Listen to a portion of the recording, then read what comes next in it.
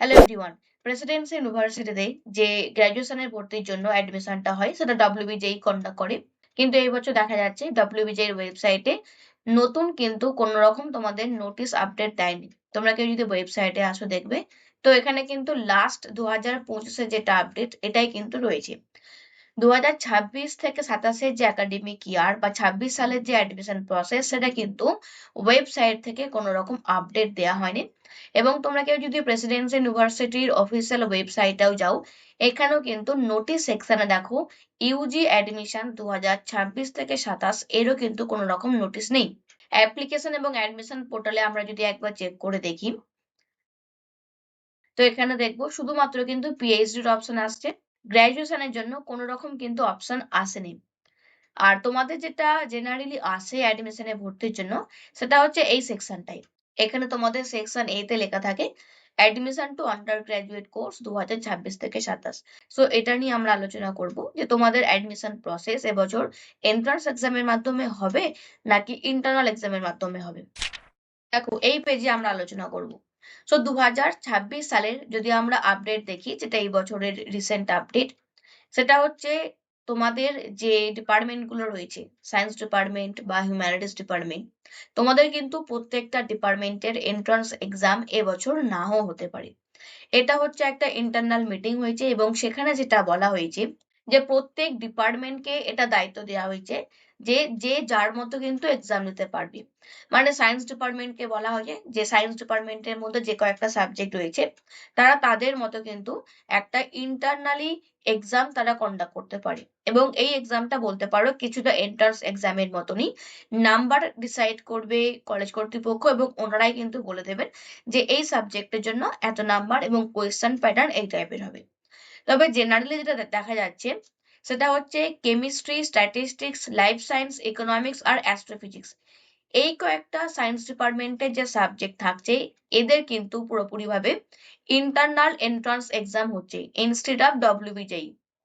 যেহেতু এখনো পর্যন্ত ডব্লিউবিজের ওয়েবসাইটে কোনো রকম নোটিশ দেওয়া হয়নি এবং ডব্লিউবিজেই কে আমি নিজে অনেকবার মেল করেছি এবং ওখানে গেছি, সেখান থেকেও কিন্তু কোনো রকম কোনো রেসপন্স পাওয়া যায়নি।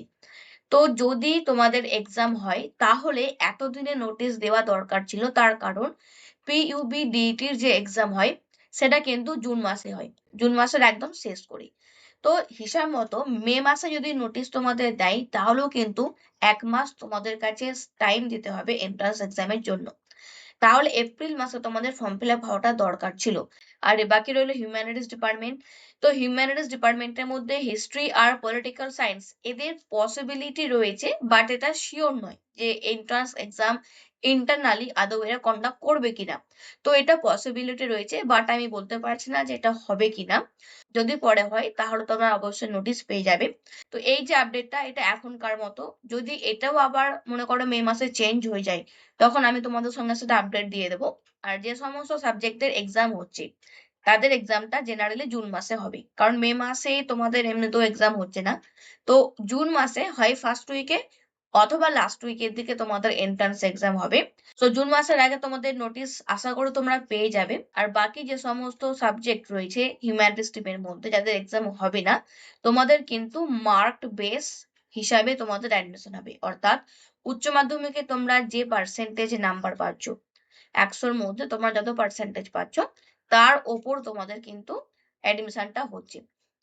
এবার যদি মে মাসে কিছু চেঞ্জ হয় বা এখনো পর্যন্ত মনে করো এই ডিপার্টমেন্ট গুলো বলেছে আমরা ইন্টারনাল এক্সাম নেব, এবার পরে যদি আরো কোনো ডিপার্টমেন্ট অ্যাড হয় ইন্টারনাল এক্সামের জন্য, তোমরা সেটা পরে আপডেট পেয়ে যাবে। এখনো পর্যন্ত এই সাবজেক্ট গুলো ধরে রাখতে পারো।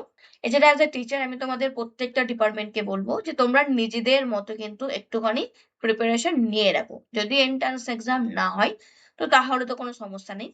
মানে মে মাসে যদি টিচাররা ডিসাইড করে যে না আমরা এন্ট্রান্স এক্সাম নেব বা এই ডিপার্টমেন্টের এন্ট্রান্স এক্সাম হবে, তো তখন তোমাদের কিন্তু ওই টাইমের মধ্যে প্রিপারেশন করাটা একটু টাফ হয়ে যাবে। তো যার জন্য বলবো যে তোমরা তোমাদের নিজেদের মতো পিওয়াইকিউ দেখে একটুখানি দেখে রাখো যে কিরকম টাইপের প্যাটার্ন আসে।